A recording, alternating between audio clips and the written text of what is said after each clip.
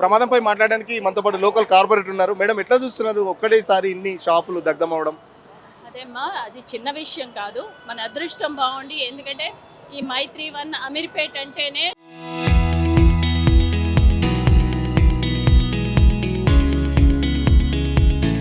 జన సమూహము, యువత మొత్తం జిల్లా కాదు రాష్ట్ర వ్యాప్తంగా దేశ విదేశాలతో కూడా ఇక్కడికి వచ్చి పిల్లలు స్టూడెంట్స్ చదువుకుంటూ ఉంటారు.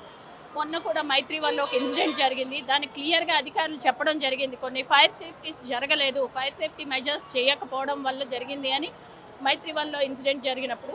అలాగే ప్రతి కమర్షియల్ కాంప్లెక్స్కి ఆ నార్మ్స్ కనుక చేయకపోతే, ఎందుకంటే షార్ట్ సర్క్యూట్ అన్నారు మేబీ, ఎందుకంటే ఇవి చాలా పాత బిల్డింగ్స్ అండి.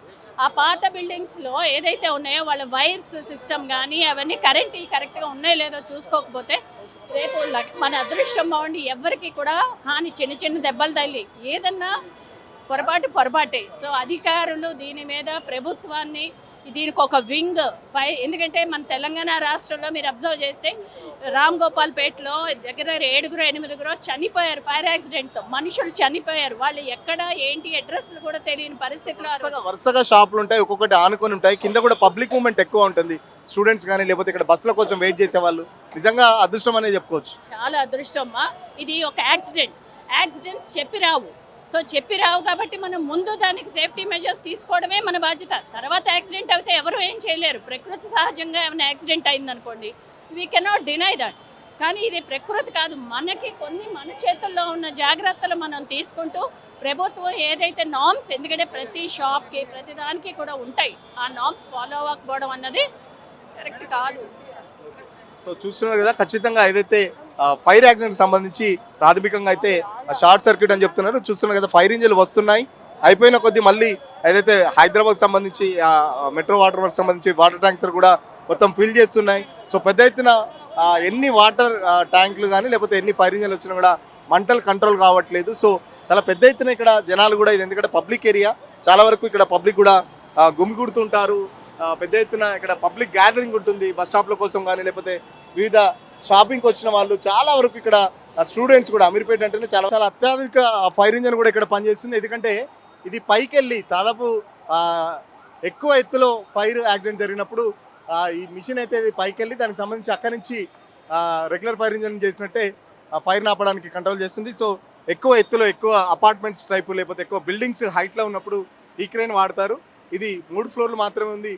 అయినా లోపలికి ఎక్కువ ఎత్తు ఉండడానికి కూడా దీన్ని తీసుకొచ్చి వాడుతున్నారు. సో ఇప్పటికైతే 10కి పైగా ఫైర్ ఇంజిన్లు మంటలు ఆపడానికి ప్రయత్నిస్తున్నారు. బట్ మంటలు అయితే అదుపులోకి రావట్లేదు. చూస్తున్నాం కదా, ఎక్కడికక్కడ ఏసీ అవుట్డోర్ యూనిట్ కానీ మొత్తం ఖాళీ బూడిది అయిపోయిన పరిస్థితి. ఒక్కటి అంటే ఒక్కటి కూడా పనికి రాకుండా పోయింది. మొత్తం దాదాపు 30 షాపులకు పైగా, ఈ దాదాపు 30 షాపులకు పైగా ఉంటుంది. కోట్లల్లో ఆస్తి నష్టం అయితే జరిగిందని చెప్పేసి అంచనాకైతే వస్తున్నారు. సో చూస్తున్నాం కదా, ఫైర్ మైన్స్ చాలా పెద్ద ఎత్తున ఒక 30-40 మంది ఫైర్ మైన్స్ అయితే రెగ్యులర్గా ఫిల్ చేస్తున్నారు. ఒక ఫైర్ ఇంజన్లో వాటర్ అయిపోతే వెంటనే దానికి సంబంధించి ఇంకో ఫైర్ ఇంజన్ నుంచి వెళ్ళి లేకపోతే ఇంకో వాటర్ ట్యాంక్ నుంచి వెళ్ళి వాటర్ కనెక్ట్ చేసి ఎప్పటికప్పుడు చాలా చేస్తున్నారు. కాబట్టి కొంచెం కంట్రోల్కి వచ్చిందని చెప్పి చెప్పుకోవచ్చు. లేకపోతే చాలా స్పీడ్గా అయితే కూడా ఆ ఫైర్ డిపార్ట్మెంట్ కూడా వెంటనే వాళ్ళు రావడంతో చాలా పెద్ద ఎత్తున పెద్ద ఎత్తున ప్రాణ నష్టం కూడా జరిగిందని చెప్పుకోవచ్చు. సో ఫైర్ సేఫ్టీ నామ్స్ ఎవరు ఫాలో కావట్లేదు.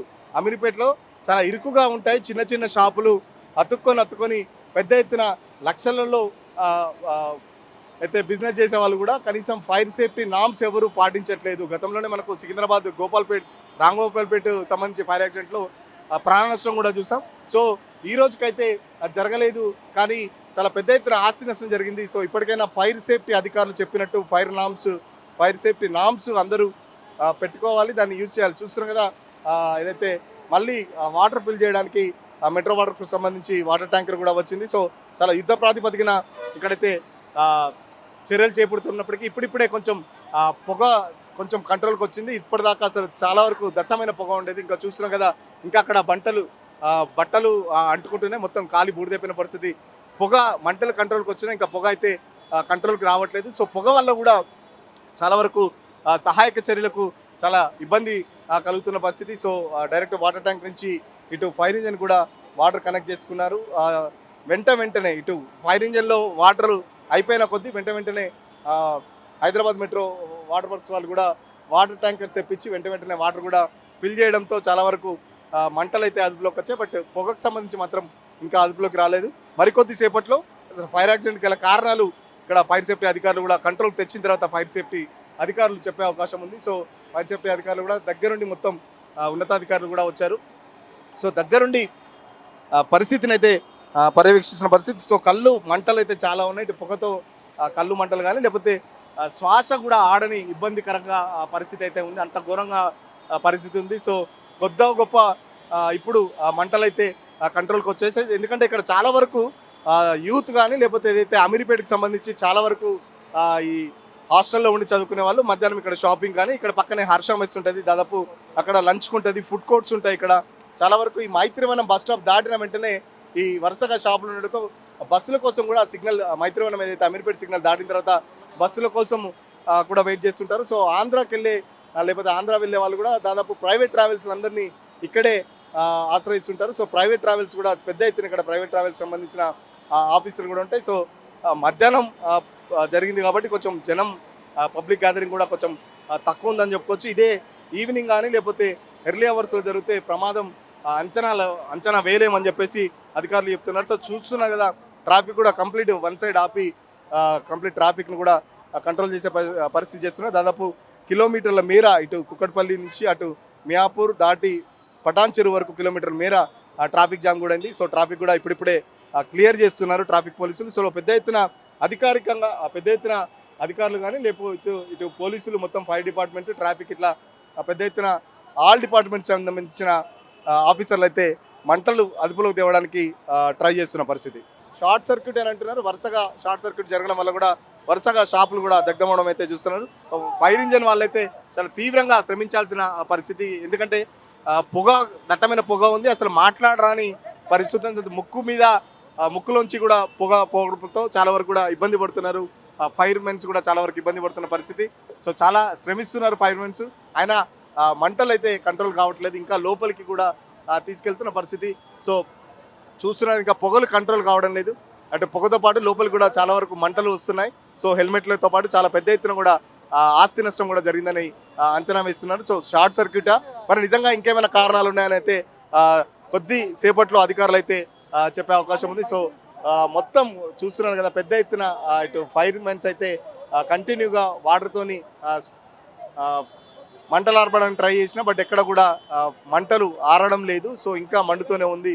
సో ఇటీవల కాలంలో హైదరాబాద్లో గతంలోనే చూసాం మనకు సికింద్రాబాద్ రామ్ గోపాల్పేట ఏదైతే ఆ ఏరియాలో అప్పుడు చాలా వరకు ప్రాణ నష్టం జరిగింది. బట్ ఈరోజు ఇక్కడ ప్రాణ నష్టం అయితే లేదు, అదొక అదృష్టంగా చెప్పుకోవచ్చు. సో ఖచ్చితంగా ఫైర్ సేఫ్టీ ఏదైతే నామ్స్ ఫాలో కావాలి, లేకపోతే యాక్సిడెంట్ జరిగిన తర్వాత పెద్ద ఎత్తున నష్టం ఉంటుంది కాబట్టి సో ఖచ్చితంగా అధికారులు చెప్పినట్టు వినాలని చెప్పి లేదన్న విషయం ప్రసాద్ అని చెప్పిండు. సమస్య వెనకాల ఏదైతే కిచెన్లో వంట చేస్తున్నారో ఈ మధ్యలో గ్యాస్ సిలిండర్స్ షార్టేజ్ అని చెప్పేసి దానికి సంబంధించి ఏదైనా కట్టెల పొయ్యి పెడితే అది ప్రమాదం జరిగిందా ఏంటనేది అయితే ఇంకా మనకు సమాచారం అయితే అందట్లేదు. సో చూస్తున్నాం కదా ఏదైతే ఫైర్ డిపార్ట్మెంట్ దాదాపు గంటన్నర సేపటి నుంచి అయితే మంటలు ఆర్పే ప్రయత్నం చేస్తుంది. దాదాపు కిలోమీటర్ల మేర ట్రాఫిక్ జామ్ అయింది ఎగ్జాక్ట్గా అమీర్పేట్ సిగ్నల్కి సంబంధించి ఉండడంతో. సో దాదాపు కుక్కట్పల్లి ఇటు మియాపూర్ వరకు అయితే ట్రాఫిక్ జామ్ అయిన పరిస్థితి చూస్తుంటే ఇటు పక్కన ఇటు పంజాగుట్ట ఇటు అమీర్పేట్ ఇక్కడ పెద్ద ఎత్తున కూడా ట్రాఫిక్ జామ్ అయిన పరిస్థితి. పైన మొత్తం ఏదైతే పైన ఫ్లోర్లో కనబడుతుందో బట్టలకు సంబంధించి గోడౌన్ ఉంటుంది. సో బట్టలు మొత్తం పూర్తిగా కాలిపోయిన పరిస్థితి. సో చూస్తున్నాం కదా ఇటు హెల్మెట్ షాప్ కానీ అటు బట్టల షాపులు దాదాపు 30 పైగా షాపులు అయితే ఉంటాయి. సో 30 షాపులకు పైగా మొత్తం పూర్తిగా దగ్ధమైన పరిస్థితి. సో ఫైర్ డిపార్ట్మెంట్ ఆఫీసర్లు కూడా వచ్చి చెక్ చేస్తున్నారు. సో మాట్లాడించే ప్రయత్నం చేద్దాం, ఫైర్ డిపార్ట్మెంట్ని మాట్లాడించే ప్రయత్నం చేద్దాం. సార్ ఏంటి ప్రాథమిక అంచనా ఏమైనా తెలుస్తుందా? లేదు ఒక్క నిమిషం సార్ ఉంది కదా, సార్ పెద్ద ఆఫీసర్ ఉన్నాక మీరు మళ్ళీ నా పేరు పెడతారు. డైరెక్టర్ సార్ కంట్రోల్లో ఉన్నాయి, చేస్తున్నాం కదా, వర్క్ చేస్తున్నాం. ఫైర్ యాక్సిడెంట్ కారణాలు ఏమైనా తెలుసుకున్నారా ఏంటి? ఇంకా లేదు ఇంకా జస్ట్ ఫైర్ ఫైటింగ్ నడుస్తుంది. ఫైర్ ఫైటింగ్ అయిపోయిన తర్వాత తెలుస్తుంది ఏంటంటే. ఓకే ఇప్పుడు ప్రస్తుతానికి 8 వచ్చినాయి మొత్తం టోటల్గా.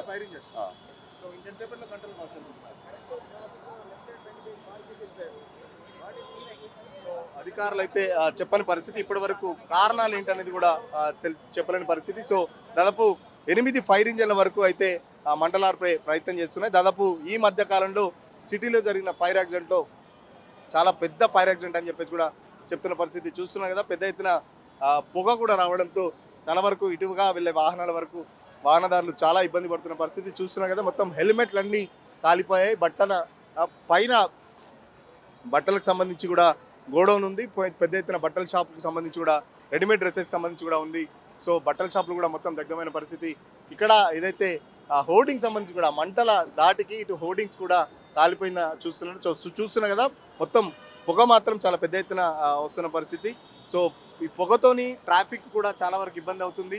అసలు రోడ్డు కూడా కొద్దిసేపటి క్రితం అయితే రోడ్డు కూడా కనబడలేని పరిస్థితి, కనీసం ఓపెన్గా ముక్కు మూసుకోకుండా ఉండలేని పరిస్థితి. సో చాలామందికి పబ్లిక్ అయితే ఇక్కడ చాలా సఫర్ అవుతున్నారు. దాదాపు 30-35 షాపులకు పైగా పూర్తిగా దగ్ధమైన పరిస్థితి. సో చూస్తున్నాం కదా, దాదాపు 8 ఫైర్ ఇంజన్లు పైగా దాదాపు గంటన్నర వరకు శ్రమిస్తున్నా కూడా మంటలు ఇంకా అదుపులోకి రావడం లేదు.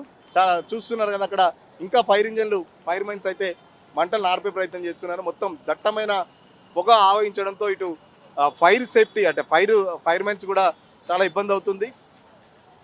అసలు మాట్లాడలేని పరిస్థితి, ఎందుకంటే పొగ అంతలా ఉంది. అసలు కనీసం మాట్లాడలేని పరిస్థితి. పొగతో పాటు ఇటు గాలి కూడా వీస్తుండడంతో చాలా వరకు ఇక్కడ చుట్టుపక్కల పరిస్థితి దారుణంగా ఉంది. సో ఇప్పటికైతే ఒక అంచనాకు రాలేదు, ఆ పరిస్థితి అయితే ఒక అంచనాకు రాలేదని చెప్పేసి చెప్తున్న పరిస్థితి. సో కొద్దిసేపట్లో అధికారులు కూడా అంచనా వేసి అసలు మంటలు ఎందుకు అంటుకున్నాయి, సో ప్రమాదం ఎలా జరిగిందని ఒక అంచనాకైతే వస్తాం. అప్పటి వరకు మొత్తం అయితే ఉన్నతాధికారులు కూడా ఫైర్ డిపార్ట్మెంట్ సంబంధించిన ఉన్నతాధికారులు కూడా వస్తున్నారు. సో కింద పైన కలిపి మొత్తం దాదాపు 30-40 షాపులు పైగా ఉన్నాయి. అయితే ఫస్ట్ ఫ్లోర్ సెకండ్ ఫ్లోర్ పూర్తిగా దగ్ధమైన పరిస్థితి. అసలు ఫస్ట్ ఫ్లోర్ ఎట్లా ఉందనేది, గ్రౌండ్ ఫ్లోర్ ఎట్లా ఉందనేది తెలియదు. సో ట్రాఫిక్ కూడా పెద్ద ఎత్తున ట్రాఫిక్ జామ్ అయింది. జనాలు కూడా చాలా వరకు ఇక్కడ ఆగి చూస్తుండడంతో ఇటు ట్రాఫిక్ కూడా చాలా వరకు ఇబ్బంది అవుతున్న పరిస్థితి. సో వన్ వే ట్రాఫిక్ కూడా పునరుద్ధరించడంతో చాలా వరకు ట్రాఫిక్ డైవర్షన్స్ కూడా చేశారు. చాలా పెద్ద ఎత్తున ఇటు ట్రాఫిక్ డిపార్ట్మెంట్తో పాటు ఫైర్ డిపార్ట్మెంట్ సంబంధించి regular law and order police కూడా పెద్ద ఎత్తున ఇక్కడ కంట్రోల్ తేవడానికి అయితే ట్రై చేస్తున్నారు. సో చూస్తున్నారు కదా, మొత్తం 8 ఫైర్ ఇంజన్లు నిరంతరాయంగా దాదాపు గంటకు పైగా శ్రమిస్తున్నా కూడా మంటలు ఇంకా అదుపులోకి రాలేదంటే ఎంత పెద్ద ప్రమాదమో అర్థం చేసుకోవచ్చు. సో ఇప్పటివరకు అయితే ఎలాంటి ప్రమాదానికి సంబంధించిన ఎలాంటి కారణాలు అయితే తెలుసుకోలేదు. సో వెనకాల హర్ష మెస్ ఉంటుంది. హర్ష మెస్కి సంబంధించి కిచెన్లో జరిగిన ప్రమాదమా లేకపోతే ఇంకేంటి అనేది కూడా అధికారులు అయితే తెలుసుకునే ప్రయత్నం చేస్తున్నారు.